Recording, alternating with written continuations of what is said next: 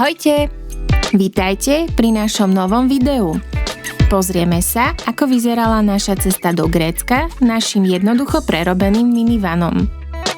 Link na prerábku nájdete dolu v popise videa. Naša cesta ako vždy začína na autoumývárke. Na tento výlet sme vyrážali 27. decembra. Prvú noc sme strávili v Maďarsku. Diaľničná známka pre minivan tu stojí 24 eur na 10 dní. Po raňajkách sme pokračovali smerom do Srbska.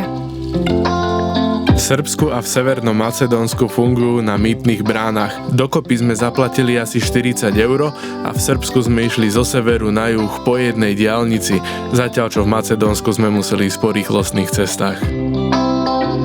Kalimera, vitajte v Grécku. Miesta na spanie hľadáme pomocou aplikácie Park4Night. Mimo sezóny spanie na divoko až tak neriešia, teda aspoň my sme s tým problém nemali. Náš výlet trval 3 týždne, potom čo sa niektorí z nás okúpali v mori, nakrmili sme miestnych psíkov, sme sa vybrali silvestrovať do Atén. Do Atén sme dorazili v noci, takže hneď sme sa išli uložiť spať a ráno sme išli do mesta. Doprava v Aténach bola celkom punk.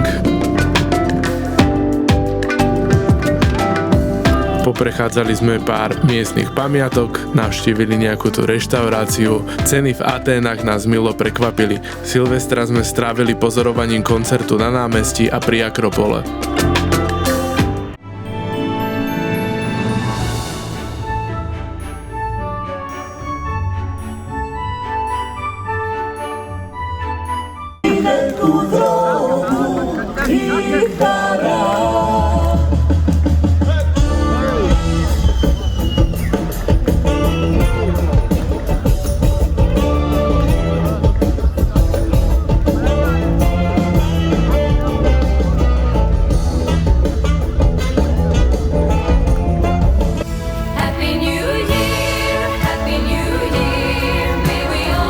Keďže sa riadime porekadlom ako na nový rok, tak po celý rok, rozhodli sme sa tento deň stráviť na ostrove. Salamína sa nachádza približne pol hodiny jazdy autom od Atén.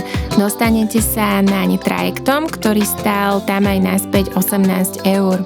Na tomto ostrove trávia svoj voľný čas hlavne Gréci. Pre turistov je menej známy. My sme si tu spravili raňajky, oddychli sme si v hamake a aj sme sa okúpali. Na to, že bol 1. január, bola voda výborná. Na tomto ostrove sme strávili 3 dni a veľmi ťažko sa nám z neho odchádzalo. Naozaj, keď budete pri Atenách, vrelo vám ho doporučujeme. My sme sa tu dokonca na jeden deň aj ubytovali cez Booking, kde sme si rezerváciu spravili ten deň a vlastne večer sme mali ubytovanie pripravené. Nenachádza sa tu žiaden kemp, takže sme si servis spravili priamo v ubytovaní a mimo sezónu sú tu veľmi priaznivé ceny. Servis v našom minivane znamená to, že si dopustíme vodu do našich bandasiek, nabijeme si naše zariadenia a našu nabíjaciu stanicu a vyprázdnime chemický záchod.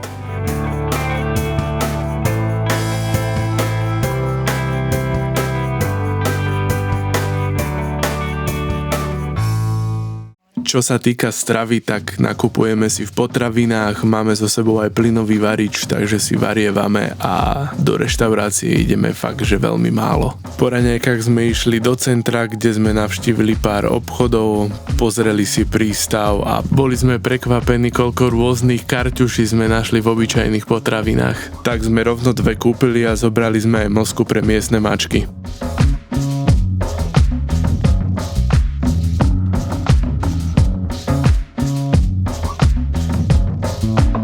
V Grécku sú taktiež mýtne brány, ale my sme sa rozhodli ísť po vedľajších cestách, ktoré boli paradoxne hneď vedľa diaľnic. Tieto vedľajšie cesty boli úplne v pohode, rovné a bez výmolov a dalo sa normálnou rýchlosťou tade prejsť.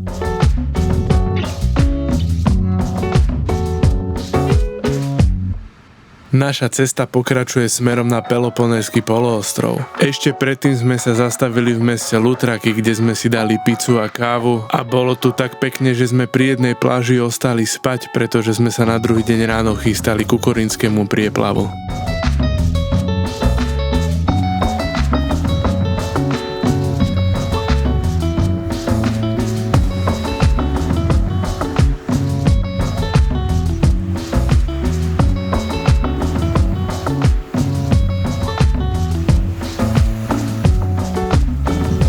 Korinský prieplov oddeluje pevninské Grécko od Peloponézskeho poloostrova, takže v podstate to z neho robí ostrov. Ručne ho kopalo tisíce otrokov. Vedeli ste o tom, že autor projektu pochádza z Košíc?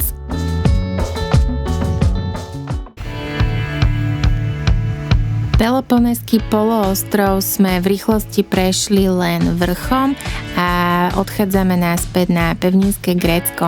To spája tento most, ktorý sa volá Rio Antirio Bridge a bol otvorený v auguste roku 2004.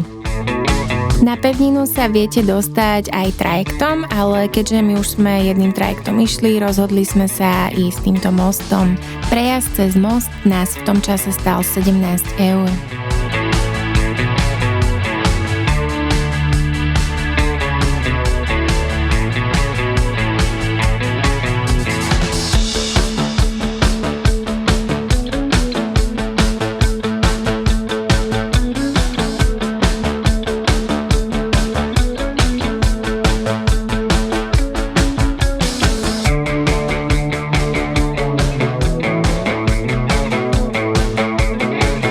Keďže sme si chceli dať od mora chvíľu pauzu, vybrali sme sa k najväčšiemu gréckemu jazeru, a to Limny Trichonida.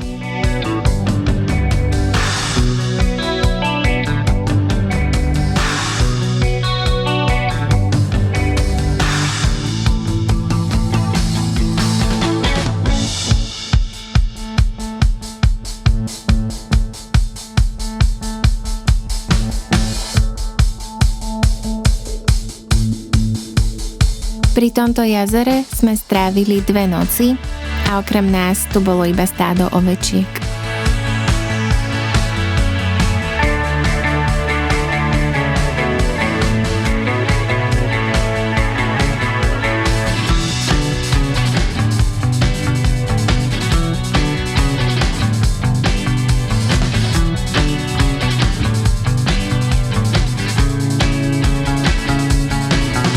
Na to, že bol január, sme mali krásne počasie, ktoré sa však malo o pár hodín pokaziť.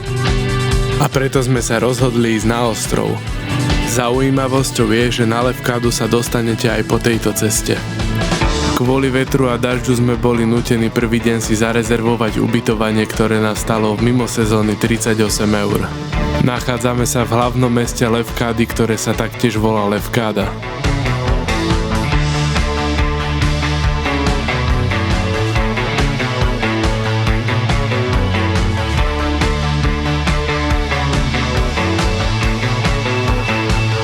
Nachádzajú sa tu krásne pláže a Tyrkisovo modré more.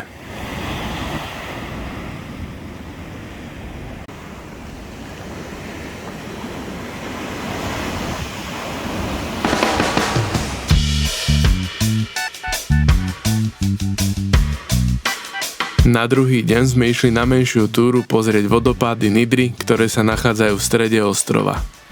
Prechádzka od parkoviska zaberie asi pol hodinu.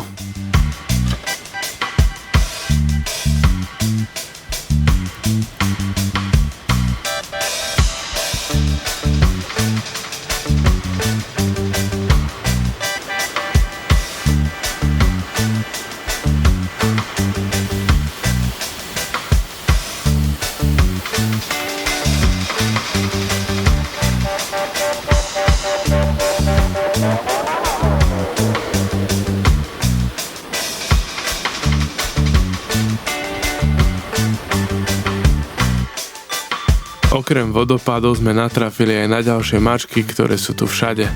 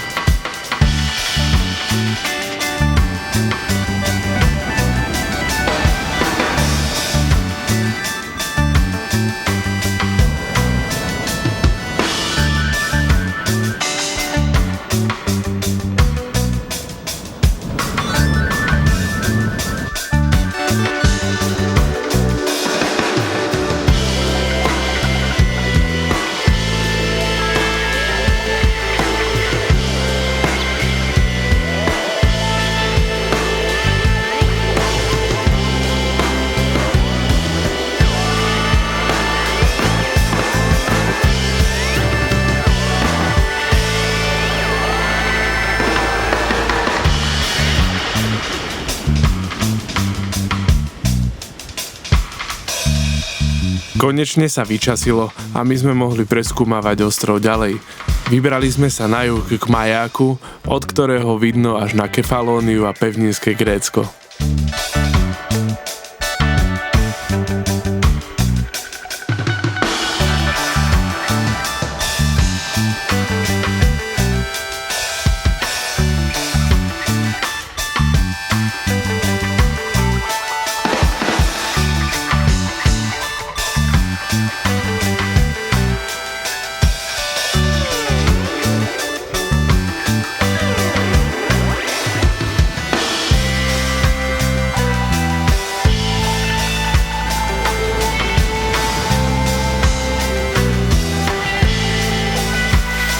Táto pláž sa označuje za najkrajšiu na Levkáde a môžeme to len potvrdiť. Mali sme so sebou aj tohto malého sprievodcu, ktorý nám to potvrdil tiež.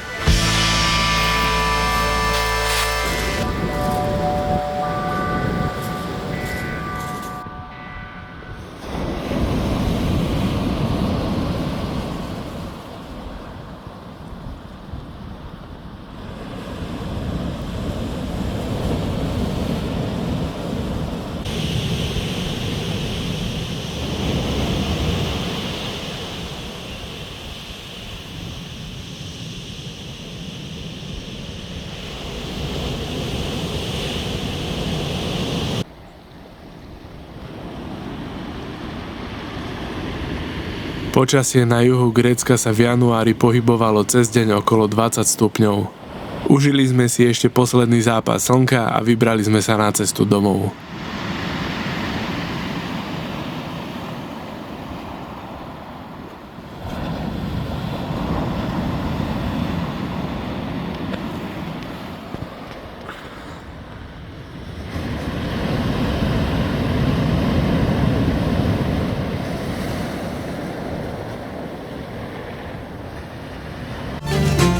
Po ceste na Slovensko sme sa ešte zastavili v Severnom Macedónsku, a to konkrétne v hlavnom meste Skopje. Je označované ako mesto Gíču, nachádza sa tu viac ako 280 sôch a jednou z najzaujímavejších je táto socha Alexandra Macedónskeho. Taktiež sa tu nachádza aj Starý bazár, rodný dom matky Terezy, mnoho dobrých a lacných reštaurácií a ak patríte medzi fanúšikov priateľov, tak určite nevynechajte aj túto kaviareň. Za 3 týždne sme prešli 4000 km, natankovali sme naftu za 350 eur a najlacnejšia bola v Severnom Macedónsku. Tam sme natankovali plnú nádrž, ktorá nám vydržala až domov. Ďakujeme za sledovanie tohto videa a vidíme sa pri ďalších cestách s našim minivanom.